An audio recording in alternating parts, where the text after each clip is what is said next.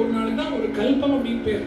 இதை ஸ்மரிச்சுட்டு ஆச்சாரியர் சொல்ற, இந்த பிரம்மாவுடைய கல்பங்கள் எத்தனை இருந்தா என்ன?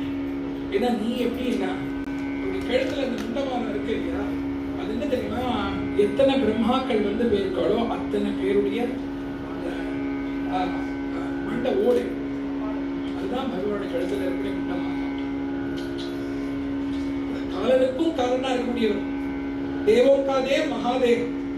அதுல இத்தனை பிரம்மாக்கள் ஆயிருக்கா பாருங்கோ அப்படின்னு காட்டுறதுக்காகவே பகவான் அந்த முண்டமானாவை தரிச்சிருக்கார் அப்படின்னு.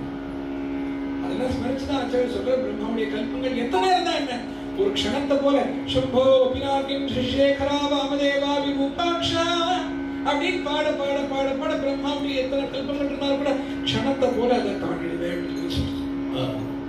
அப்போ அத்தகைய அந்த ஒரு பாவனையோட தான் ஆச்சாரியால் இந்த ஸ்லோகத்துல முதல்ல ஒருத்தனுக்கு பக்தி அது காலபாலித்தமா இருக்கும், அப்புறம் தேசபாலித்தமா இருக்கும், அப்புறம் நிமித்த பாலித்தமா இருக்கும், அப்புறம் சாமீபியம் வரும், அப்புறமா சாயுட்சம்.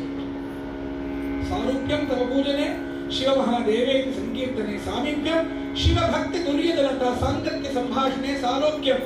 சிவபக்தி இருக்கிறவனோட சேர்ந்தோமே ஆனால் அனுபத்தியே சொல்லி சொல்லி சொல்லி சொல்லி அவனுக்கு அந்த சாரோக்கியம் கிடைக்கிறது. அப்புறம் என்னன்னா சராச்சராத்மக தனு தியானே பவானி பதே சாயுஜ்யம் மம சித்தம் அத்ர பவதி.